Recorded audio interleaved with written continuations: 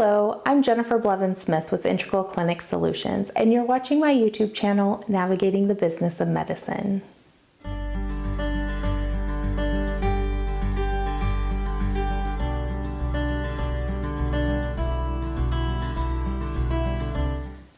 Today, I want to talk about the differences between PII and PHI. These two terms often get interchanged when referring to personal information when it comes to discussions and communication, but they actually are different. And I just wanted to do a quick video about this. It's not going to be super detailed, but it's just a high level to get your think tank going about PII versus PHI. PII is personally identifiable information. This is not specific to healthcare. This is across the board in life. Any kind of information that can be directed and tied to a person specifically is considered PII. There is a ton of different data points that are considered PII. This is for online shopping, this is for in life with your credit cards and your photo IDs and pretty much anything you do in life where something comes back to identify you specifically and it's a data point that ties you to that data point for that specific information is considered PII, or personally identifiable information. PHI, or protected health information, is a subset of PII specific to healthcare. So you can think of it as PII as the overarching kind of category, and then within that subsection is the PHI, or personal health information. And there's 18 specific data points that are considered PHI. According to DHS, you can go to the HIPAA website, it will tell you about all of those, but I'm actually going to list them here just to make you aware.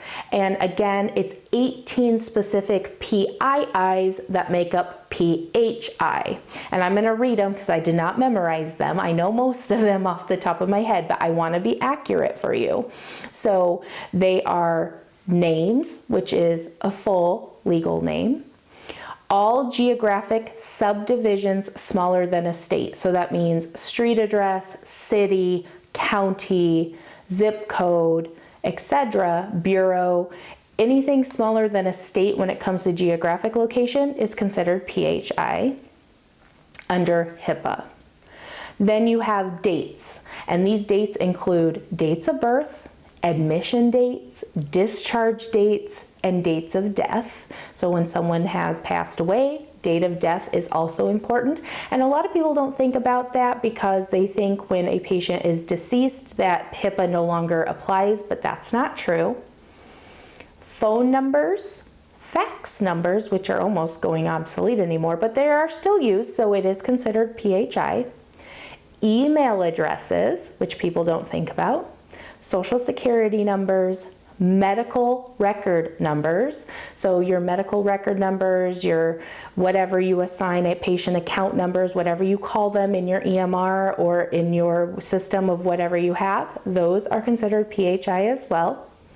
Certificate or license numbers, so driver's license numbers, or if they have any kind of other certificate. Device identifiers and serial numbers, which is important when it comes to chronic care management or anybody who is giving any kind of DME and regulating, watching patients' numbers come through, especially with technology with Bluetooth and stuff. So any device or serial numbers are considered PHI. Web URLs, so maybe like my website if I were to give that to my doctor's office for my business. IP addresses. Biometric identifiers, including fingerprints and voice, maybe retina scans, okay, with technology. Full face photos, so all of those doctor's offices where you take a photo of a patient to keep in your EMR, those pictures are considered PHI.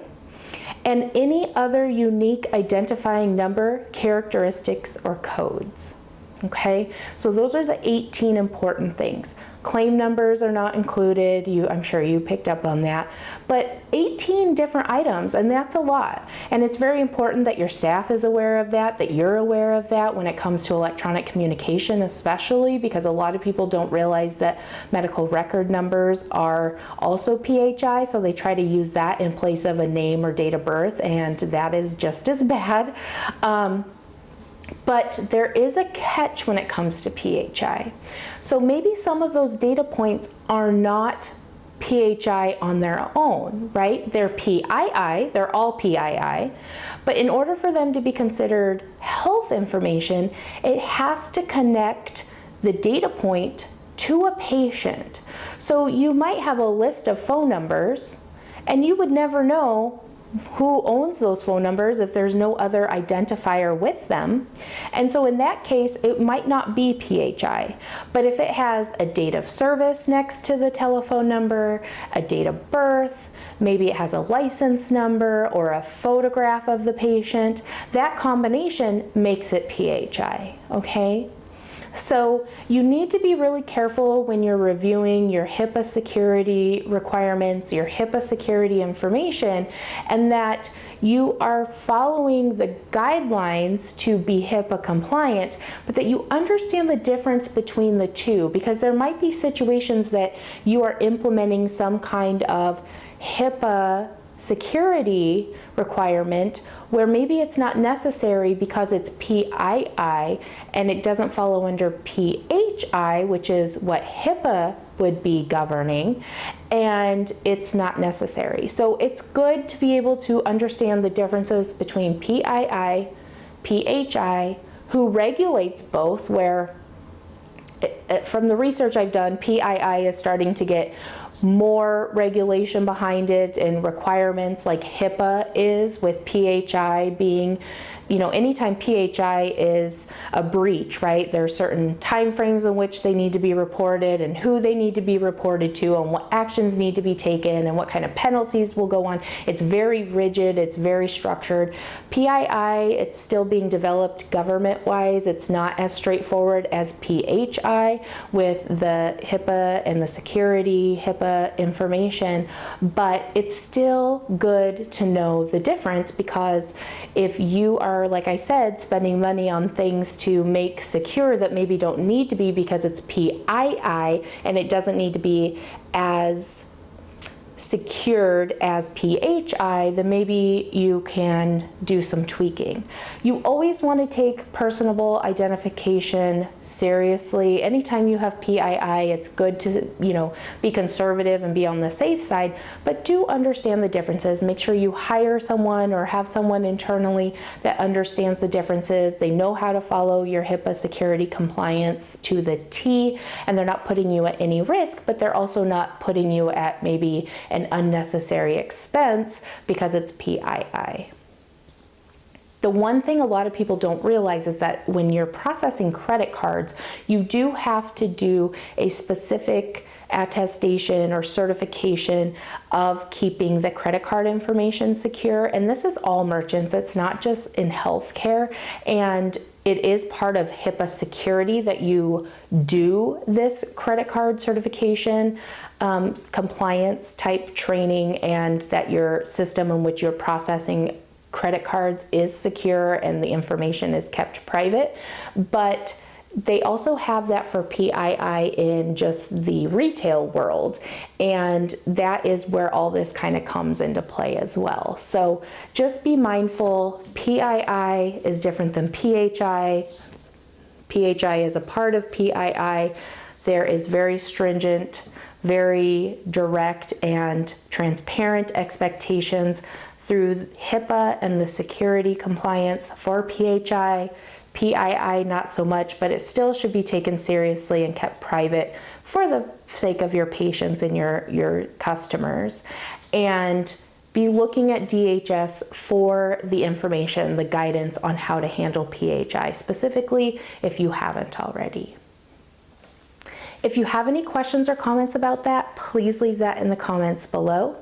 Smash the thumbs up button if today's video was helpful. Subscribe to my channel if you haven't already, and please share this video with any of your colleagues. If you have any questions, again, please leave that in the comments below, but I hope you have a wonderful day. We'll talk to you soon. Bye-bye.